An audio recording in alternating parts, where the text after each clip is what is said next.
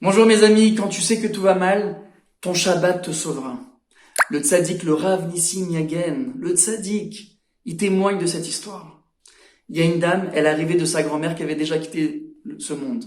Et elle lui dit comme ça dans son rêve, ma fille, il faut que tu aides tes voisins. Pourquoi? Parce que leur fille, elle est très malade. Elle a un problème grave dans la tête. Et le fait qu'ils transgressent le Shabbat, ça a engendré cette maladie grave. Mais si tu leur dis de faire Shabbat à partir de maintenant, c'est fini. Au bout de 60 jours, cette maladie, elle va complètement disparaître. Pas besoin d'antibiotiques, pas besoin d'opération, rien, ça va disparaître. Grâce à la force du Shabbat. Maintenant, la fille, elle n'a pas voulu y aller. Pourquoi? Parce qu'elle-même, elle fait pas Shabbat. Mais comme sa grand-mère, elle est venue 5 fois de reprise dans son rêve, et elle lui a dit à la fin, d'un ton sérieux, sache ma fille, que la guérison complète de cette fille, elle est entre tes mains. Alors, et surtout que le temps, le temps pressé. Alors, elle a pris à cœur les choses, elle est partie voir, elle a toqué chez ses voisins. Et même s'ils me prennent pour une folle, même si j'ai honte, j'y vais.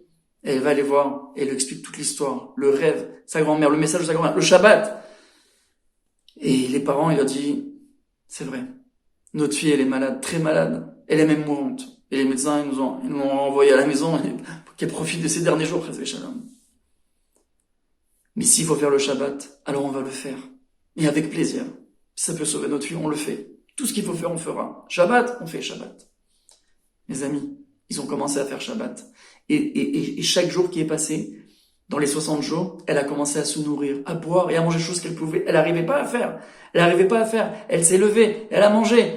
Et finalement, au bout de 60 jours, elle a même repris ses études comme si de rien n'était. Et vous savez, mes amis, quand ils sont partis chez les médecins pour vérifier, faire des radios, etc., des examens, qu'est-ce qui se passe ici? C'était une fille qui est mourante, elle a complètement guéri. Alors ils ont vu ici un grand miracle. Il y avait eu un grand Kiddush Hashem. Et le Rav Nissim Yagen, il nous enseigne une règle dans la vie. Si tu as un problème dans ta semaine, dans n'importe quel domaine, regarde dans ton Shabbat. Même si tu fais Shabbat, regarde comment tu puises les brachot dans Shabbat, parce que toute ta semaine, elle est puisée dans le Shabbat. Alors même une bracha, chante-la. Va le premier à la synagogue. Mais fais le maximum que tu peux faire le Shabbat. Puise! Parfait ton Shabbat. Et tu vas voir comment Hachem, il va perfectionner Bezrat Hachem. Et c'est sur le long terme qu'on arrive à voir ça. Ta vie. Hazak. Et à bientôt pour une nouvelle histoire.